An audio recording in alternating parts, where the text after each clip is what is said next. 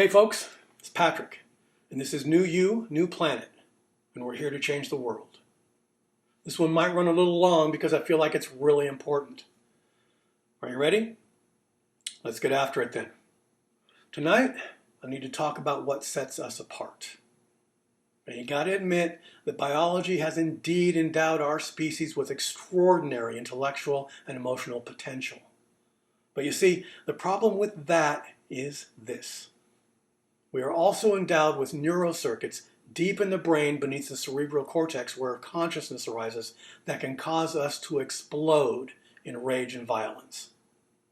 Now, the frontal lobes of the brain can squelch these circuits of rage that we share with other violent mammals, but this top-down conscious control of our violent impulses is slower to act than the circuits of explosive violence deep in our brain. Compiling data and information including over 600 human populations from the Paleolithic era to the present day, an evolutionary tree was created outlining different mammals' propensity toward violence. They found that humans were more closely related to mammals more likely to kill each other, and that while aggression in mammals, humans inclusive, has a genetic component with a high level of hereditary influence, and that while evolution plays a part in shaping human violence, lethal violence in humans is largely considered by some to be a cultural trait as well. It is seen as an adaptive strategy relating to reproductive success in terms of mates, status, and resources. We have evolved to become a species that is 6 times more likely to murder each other than any other mammal. Our propensity for violence exists and operates far outside that of any other species. We kill anything that moves. Wholesale slaughter is the defining behavior of our species. As a race, we kill all other species, and we quite remarkably kill our own. Violence exists in the animal world, of course, but it does so on a drastically different scale. If we take a moment and view our species objectively, from the outside, carefully and methodically observing ourselves the way a scientist of nature would any other animal, we might be astounded, or perhaps not, to find that the stark, horrifying reality is that, as a species, we are at once the most unrelenting, yet stupendously oblivious killers on the planet. Carnivores in the animal kingdom overwhelmingly kill for food. Humans also kill for food, but we also murder family members, our children, our parents, spouses, brothers and sisters. We kill our cousins and in-laws, and we murder complete strangers. We murder other human beings we somehow perceive to be different from us in appearance, beliefs, skin color, social status, or all of the above at once. We kill for advantage and for profit and for revenge. We murder those who have committed murder as if somehow 2 wrongs create a right, and we kill in the name of our many deities, though almost to the letter the prophets condemn and prohibit murder.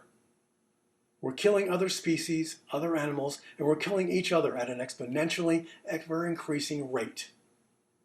Simply put, we are all killers, and we are all now targets of killing. In a compilation of data representing the study of over 1,024 different mammalian species and their propensity for lethal violence, it was discovered that the level of lethality inflicted by members of the same species is, average across all mammals, just 0.3%. Among humans, the rate of violent killing is 6 to 7% higher. This inherited tendency toward violence does not mean humans are unable to control themselves due to their biological construct, but rather something else. I believe, and the research has shown, that there is much more than a mere genetic inclination to violence. Violence and murder are learned behaviors. We are taught from a very early age that violence and murder are acceptable, in some cases honorable, even necessary. Not only is killing in our blood, but of much more importance is the fact that it is taught. It is passed down as life lessons from generation to generation in the same manner as hate, bigotry, intolerance, provincialism, and the whole host of other psychological and emotional illnesses now plaguing mankind and presenting our race with the very real threat of extinction. We teach our young ones. We, perhaps unwittingly, condition them to accept and to use violence and murder as an acceptable means of conflict resolution and even survival. It can start with capital punishment as a child, when parents use physical violence to control their children in the place of more creative, intellectual, effective, kind, and emotionally evolved solutions. In other words, in place of intelligently imaginative work. It is fostered and perpetuated in the acceptance of the wholesale slaughter of almost every other species on the planet as necessary for our sustenance and for sport, to the point of extinction for many. Apart from humans, chimpanzees are the only other primates known to gang up on their neighbors with lethal results. An international study was co-written by more than 30 scientists and compiled information from 18 chimpanzee communities and 4 bonobo communities studied over 5 decades, gathering from some 426 combined years of observation. A total of 152 killings were reported. This includes 58 that were directly observed by researchers. The rest were counted based on detective work, telltale injuries, or other circumstances surrounding an animal's death or disappearance.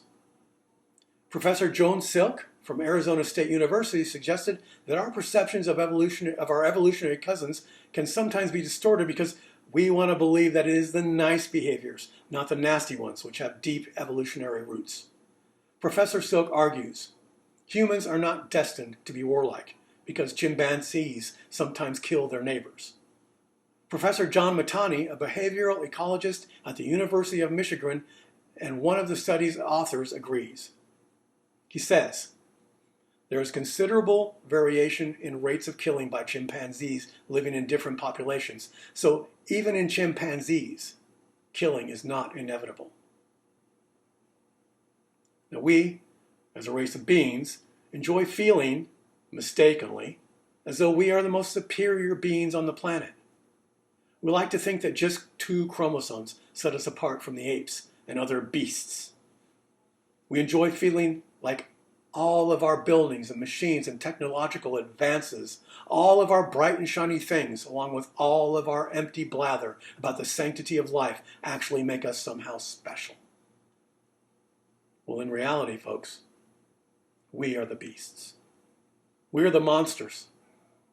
And until we can evolve and teach and demonstrate to our children and to their children and to all further generations that violence and murder of any sort are an unnecessary, unacceptable, unthinkable taboo across all societies and civilizations on this tiny speck of dirt, well, feels like those 2 extra chromosomes don't really mean a damn thing then, do they? Anyway, I hope you're all well and safe and happy. We'll see you next time.